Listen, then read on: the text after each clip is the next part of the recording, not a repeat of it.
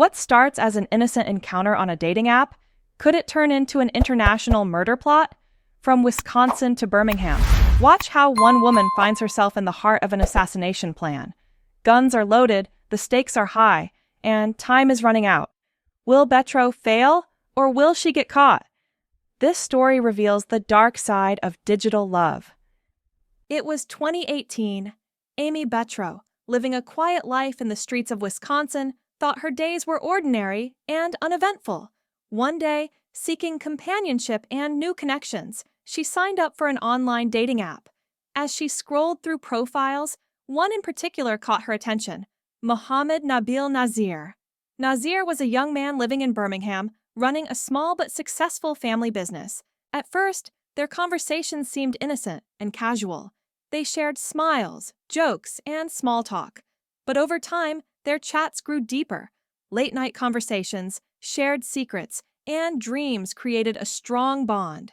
Betro found herself unexpectedly drawn to Nazir, her heart racing with every message. But the seemingly innocent love story soon darkened. Disputes within Nazir's family and tensions in the business world would place Betro at the center of a plan that would change her life forever. By 2019, Nazir and his father, Mohammed Aslam, were plotting revenge against their rivals, the Aslat Mahmoud family, who threatened their family and business.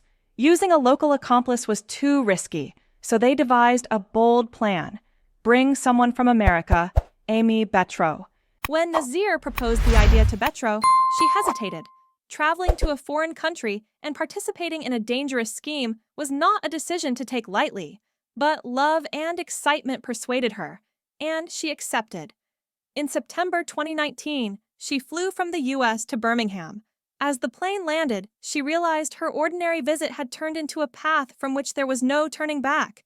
She was now part of an assassination plot. On the morning of September 7th, 2019, one of Birmingham's quiet streets became the center of tension for Betro. Wearing a niqab to fully conceal her identity, she lay in ambush outside Sikander Ali's house. Her heart pounded as she gripped her weapon. When Ali stepped out of his car, Betro aimed and fired, but the gun jammed. Ali quickly got back into his car and escaped. The next morning, Betro returned and fired at the house's windows, yet again harming no one. In the empty streets, the frustration and anger of failure intensified her resolve. After the failed attempts, Betro returned to the U.S.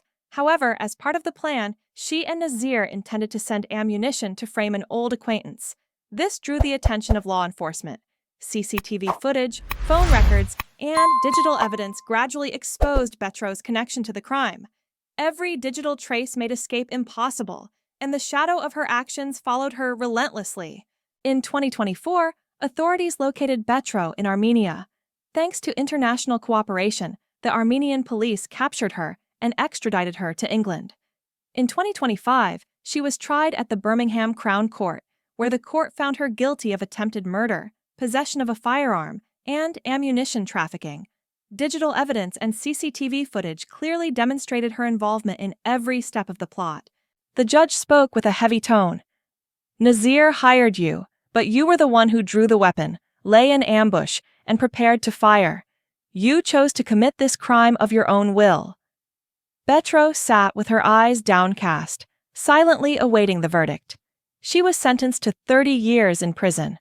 Aimee Betro's story shows not only the consequences of crime, but also the vital role of digital evidence and international cooperation in capturing criminals.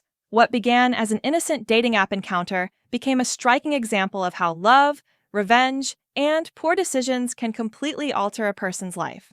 Aimee Betro's story shows how an innocent romance can turn into a deadly plan.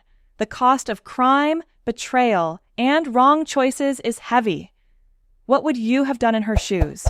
Share your thoughts in the comments, don't forget to like the video, and subscribe to the channel for more true crime stories.